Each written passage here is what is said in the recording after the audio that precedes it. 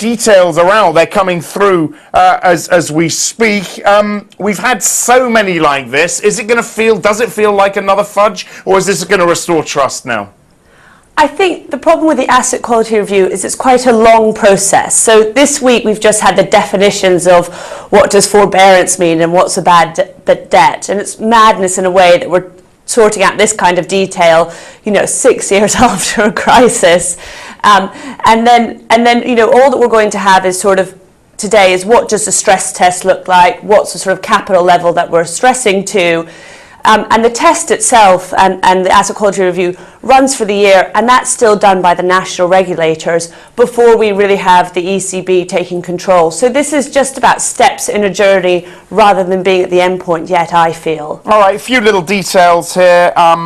The assessment's going to be based on capital benchmark of 8%, common equity tier 1. For success of the exercise, ex-ante availability of backstops is critical. I mean, all these details coming out. How do you feel about investment in European banks anyway, generally now? Well, I think banks remained a very leveraged play on the macro. And I think there are some signs that, things are continuing to improving. I know Peugeot had bad results today, but actually auto sales and things like that have generally been strong.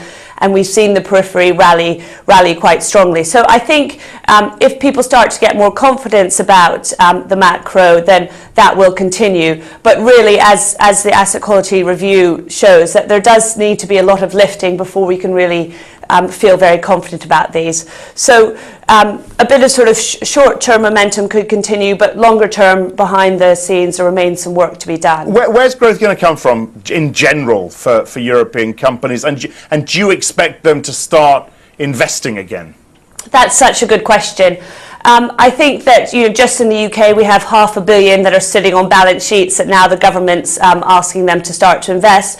I think the results that we've had, though, we haven't had, you've heard it today with Heineken and things like that.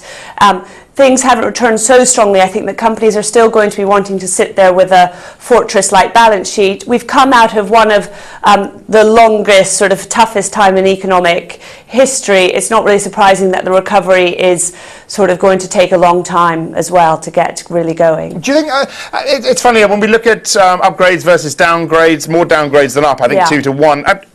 Are we being too bearish about this earnings season? Well, I think, part of it is the very recent data is stronger, but, the earnings are for the past 12 months and the past 9 months, and companies had, some very difficult trading times in that. So I think that's a good point, that the nearer term, and certainly the companies that we're talking to, some of the nearer term is better than what they were looking at 9 months ago. So it's still a very early stages in the foothills.